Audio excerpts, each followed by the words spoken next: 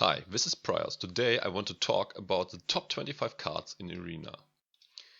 It was really hard to come up with a definite ranking, like this is card number 20 and this is card number 15 in the ranking, so I will not rank the first 22 cards. Nevertheless, cards that show up later will indicate a higher power level. I will name my top 3 cards.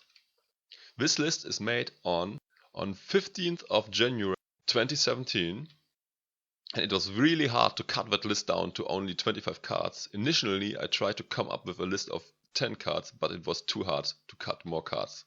So enjoy the next 25 cards. Our first one is the Cabal Talent Priest. Great stats for a 3-drop combined with a really nice effect. If you are on the board, for example, you often get a free trade with your buffed minion. If you also take into account the priest hero power, this effect becomes even greater. So our next minion is the Imp Gang Boss. A decent body combined with a nice effect. You almost ever get at least one imp out of the Gang Boss, often even 2. Taking the spawning imps into account, the combined stats are 3-5 or even 4-6. That makes this minion a super solid card. Our next card is the Aranti Weaponsmith. Sure, the body is a bit too weak for a 4-drop, but the effect makes more than up for that. Our next card is the Cabal Shadow Priest. The body is a bit too weak for its mana cost, but the effect more than compensates that weakness. If you take away a 2-2 body on average, you take the combined stats, this minion is 6-7, and you also take away a body from your opponent. Our next card is Voidjin, a really good legendary that can swing around games. For instance, your opponent has a 7-7 body, and you got a 2 attack minion on the field. You now can play Voidjin, buff it up to 6-7, and also trade away your opponent's 7 attack minion. Next on our list is Ragnaros. He is a really big guy and really hard to deal with. And he has a great effect, throwing 8 damage bombs on either your opponent or his minions. Up next is Deathspite, a really solid weapon that most of the time trades at least 2 for 1. Next one is another weapon, also a really solid one, often also trades 2 for 1 and beats down your opponent's early game and makes it easy for you to get on the board. Next card is the Obsidian Destroyer, a good body that is really hard to deal with, combined with a really good effect. Combined stats will be at least 8-8, often a lot more. This guy also has a lot of game swinging potential. Our next card is the Flameless Faceless. Do I need to say more than 4 mana 7-7? Our next card is the Abyssal Enforcer. A decent body combined with a really nice AoE effect. Stats are worth nearly 6 mana and the effect normally costs 4 additional mana. This would be equal to the card Hellfire. Next up is the Ancient of War. You get a super good body combined with Taunt. This will at least slow your opponent down.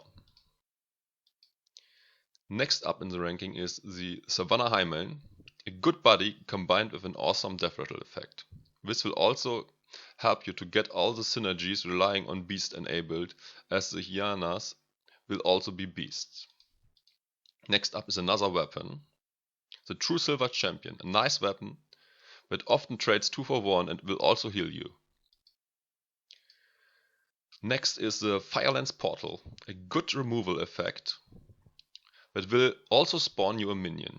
This card is underpriced, as a 5 damage spell usually will cost about 4 mana, and a 5 cost minion obvious costs 5. So the fair price for that spell would be 9 mana, not 7 mana. Next up is the Fire Elemental, a powerful body combined with a good effect. This card is also underpriced, as the minion would be at least worth 5 mana and the effect is another 2. You also don't have to spend 2 cards, but only 1. Next up is Varian. Varian is a decent minion with an awesome effect.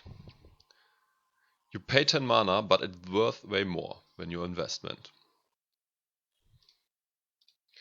Next card is Call of the Wild. You get a really mighty card with this that can swing around games. By spawning 3 minions that are all beasts, this card also will enable beast synergies. Next up is Deathwing. A really mighty and strong body combined with a potential game swinging effect. Even the downside, having to discard your entire hand, is not as bad as it seems. As if you get to the stage of the game where you got 10 mana, you almost always only got 1 or a small number of cards in hand. Next up is Implosion, a really nice card that not only has a good removal effect, but also gives you an average of 3 small minions. Next up is another weapon called Cockhammer, a decent weapon combined with an insane effect. It often helps you to get at least 1 trade for free and also protects your hero from taking further damage. Flame Strike, that is the best AoE effect in the game and often also game deciding. Now we come to the top 3 cards. Number 3 is Master for Battle. Insane value for 3 mana, getting a 1/4 weapon and 3 minions. Number 2 is Tyrion. A good minion that also got Taunt and Divine Shield with it. In addition to that, it also has an unbeatable good death rattle effect, giving you a 5/3 weapon. And finally, our number 1 card is Dr. Boom. A good minion for its cost, but you don't only get this, it also comes up with 2 exploding bombs, making this card incredible valuable. Thanks for watching, I hope this was informative and you liked the video. If that's the case, please give me a like and subscribe.